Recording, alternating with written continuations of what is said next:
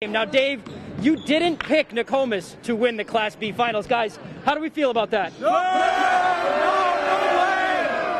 right, there is your answer. And Ryan, I know I'm supposed to be neutral here, but it was really hard not to feel happy for those Brewer kids. We are being told that CNN has called the race in favor of the incumbent governor, just waiting to hear either a confirmation from Janet Mills or a concession from Paul LePage. That's the information we have right now. We'll keep you guys updated as more comes in. Here's Cooper again. He's going to stop 1 and 2. Their eyes right on Cooper flag. Bunch of open space right here in the center. Congrats to all the players and the coaches who got the chance to participate this year, and we're wishing all of the seniors the best of luck at whatever their next endeavor may be. Last time Brewer and Skowhegan played, this game went to overtime and was decided by a lane violation on a free throw. So, I mean, these matchups couldn't get any better. I remember last year you and Hunter came on, and you said something about you took Coach's truck here.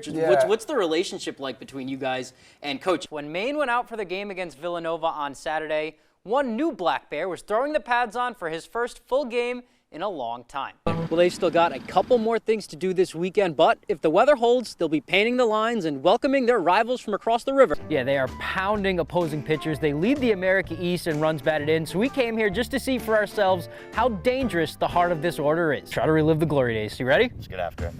Now, we were a couple hours up from Foxborough, so when sports intern Jack Webb and I heard that there were going to be some former Patriot players up at Cameron Stadium teaching the next generation of football stars, we had to check it out. Let's start out on the ice. This weekend marked 2 years since legendary Maine hockey coach Red Gendron passed away suddenly, Sunday to be exact, making a very special day for Bruins goalie and former Maine hockey goalie Jeremy Swayman. For the past years, Adrian Otero has been a constant on the Black Bears defense, and the last time he took the field, he reached a career milestone.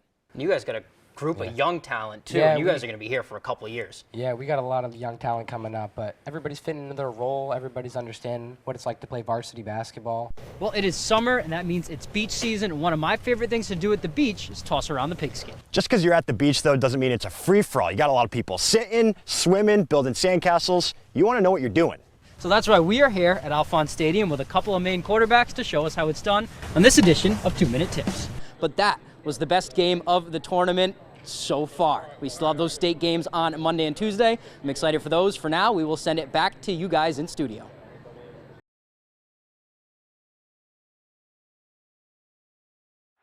Winning one championship?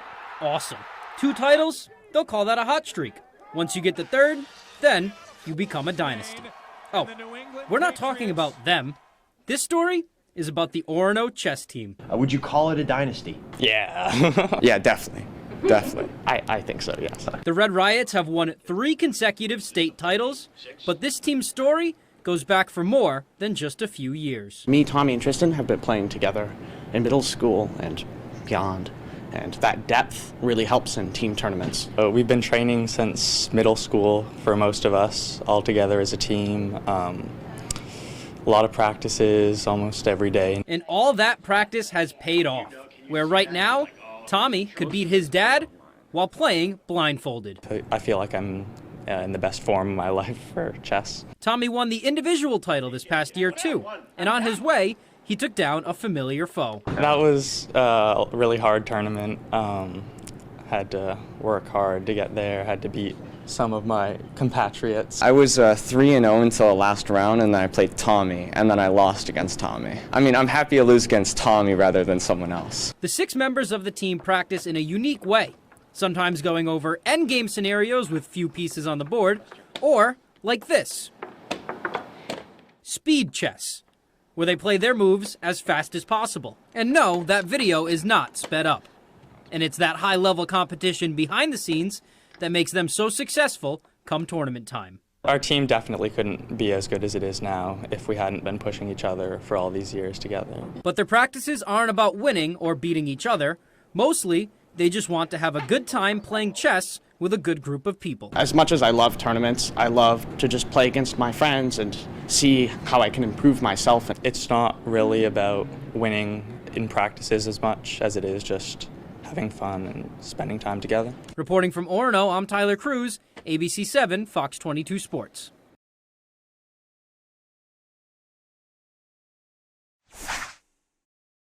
And now make some noise for your Nokomis Warriors! Everyone kind of doubted us a little bit. Everyone's like, all right, they're not going to be this good this year. And we're like, all right, we'll take it as a challenge. Don't look now, but the Nokomis Warriors are starting to make some noise again in Class A. We've come up with some big wins. We were obviously not perfect. We got to keep going, but we're definitely on the up. The reigning state champs had an up and down start to the year, but that was expected. We have a total new identity. The 5 returning players are great kids. I knew that we were going to be a work in progress. The elephant in the room, Nokomis is missing 2 huge pieces from the gold ball team last year, so everyone on the team had to learn a new role. Our starting lineup, we really haven't played a whole lot together, and we were just starting to feel it out at the beginning of the year, and now we're starting to figure it out, what each person does. Everybody's role was not only totally different from last year, but totally different from any role they've ever played on any other team. We just had to figure out our roles. Our roles last year were obviously a lot different. It was just a lot of fine-tuning, figuring out how to play. And the way they approached that gives memories of Rick Pitino back in 2000. Flag Twins are not walking through that door. They're not here, so we have to deal with it. They're not coming back. We know that, so we just have to deal with it and play our own game. At the front of the pack this year are the Warriors' lone seniors, Madden White and Grady Hartsgrove, who have really embraced their roles as leaders. Yeah, we do a lot of the talking for the team, have to come out in the huddles. We're the ones that talk. We're kind of the leaders of the team. And that role comes with a little more responsibility off the court, too. A lot of rides, we give a lot of rides. Heading into the final stretch, Nokomis is really putting it together. They fired off 3 wins in a row, and they took unbeaten Brewer to overtime. And for Coach Anderson, he sees a lot more growth outside of the X's and O's, too. These guys really believe in each other, they trust one another, and they're really starting to come together as a team and really buy into the fact that they're playing for each other. They're not playing for themselves, they're playing for each other.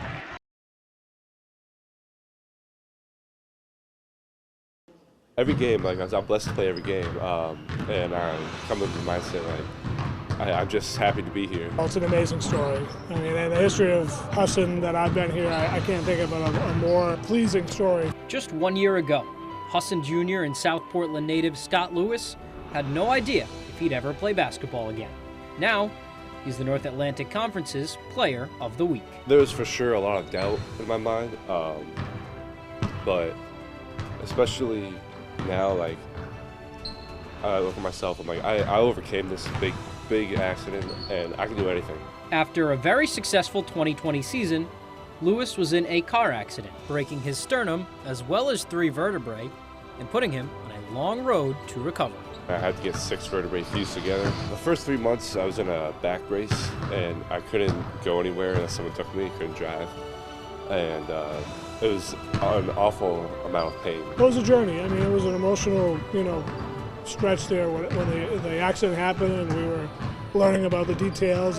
First thing is we just wanted Scott to be okay. I just told myself every day, get one step closer and keep my goal in mind, come play basketball again. And he would do just that. Lewis spent the fall semester in South Portland, and then just 7 months after the accident, he would start shooting again. And then he was playing again, with days off in between, less than a year after. The rehab was a lot physical, but at the same time, it was a lot mentally, because it was just every day, it was just pain and just doubt that I'm not going to be able to come back and play the level that I was playing at. But I think I've done that so far this year. But to his credit, he worked really hard. He did what he needed to do and put himself in a position to be where he is. And like I said, we're really proud of him and fortunate to have him back. I think there's no doubt in my mind now that I can win more Player of the Weeks and we can win the championship this year.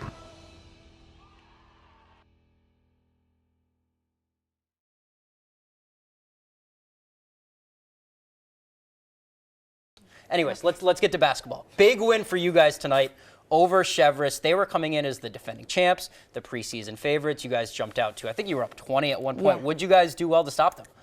Well, we came out with a lot of intensity and we came out strong and we knew that we had to stop their 2 key players and we executed it perfectly. Maddie Fitzpatrick, Emma Lizotte. Yes. What do they bring to the table that makes it hard for a defense? You guys obviously probably the game plan for them. Yeah, well, they're 2 really good players and we know that obviously they have a lot to offer, and if we stop them, then we're good to go. And this was your only time seeing them this year. So real good to get that win. Heel points and stuff like that. If you meet them again in playoffs, you probably don't expect them to be the same. Yeah. Speaking of playoffs now, you guys have a very tough Class AA. Like we mentioned earlier, Sierra Carson and Oxford Hills, Cheverus, you guys.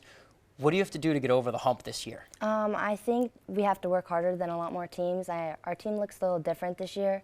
So I think if we keep working hard and outplaying other teams, then we'll be successful. So you guys have 3 captains this year, 6 seniors. It's you, Abby, and Taylor. What do those 2 also bring to the table with you on the offense? They bring a lot of leadership. It's nice. I've been playing them all throughout my life pretty much, and it's nice to finish the season with them. So the chemistry's there? Yes. Yeah. Speaking of finishing the season, when you do finish the season, you'll still have more basketball. Next year, you made the decision earlier last month. You signed the NLI. You verbally committed in the summer to the University of Maine. Just talk about what went into making that decision to head to Maine.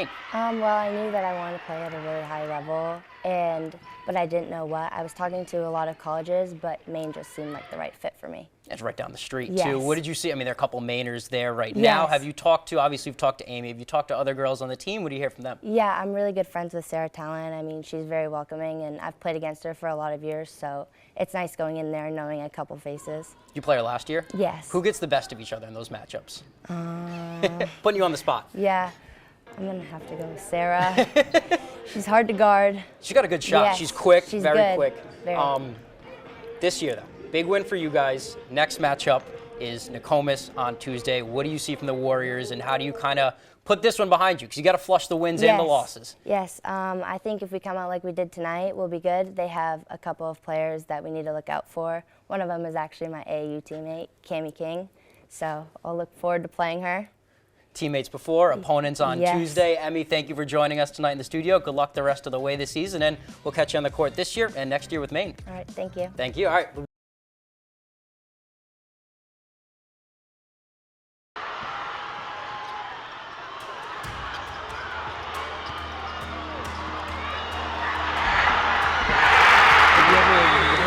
High school, junior high, Pee Wee, have you ever made a game-winning basket? I'm not gonna lie, I don't think I have. I think I got it at the right time.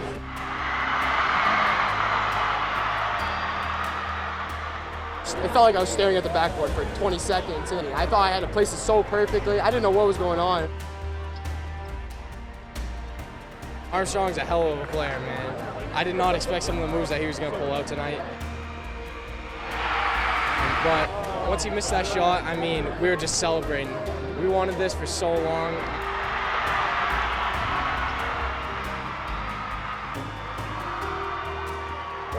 When I saw the shot, it looked good, and I was like, there's no way that can go in, right? And as soon as he missed it, it just, all the emotions hit.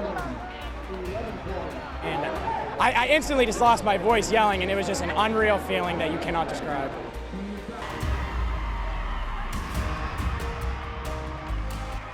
You know, if I wanted to draw it up and how special this is to be part of this with my son, it can't get any better. And I tell these kids, you know, we've been together for a long time, and I feel like these guys, all these kids are my family, and it's just a special moment for all of us. You know, I love all these guys. You see me giving them hugs, and we're getting emotional at the end, so, I mean, it just means the world to me. We've been playing with these guys since 3rd, 4th grade. I can remember my 1st grade team at YMCA, coached by one of our coaches, and there's a few of those guys on there, and that grown up with them forever. I absolutely love these guys. I told everyone I wasn't going to cry, and then I started sobbing. I was so excited. The emotions just were pouring. It was just so amazing. Every time we got in the huddle, we're like, guys, we got this. We battled all year, and to do it with my brothers and win a game like that is just amazing. And I mean, it just all paid off. Really tough.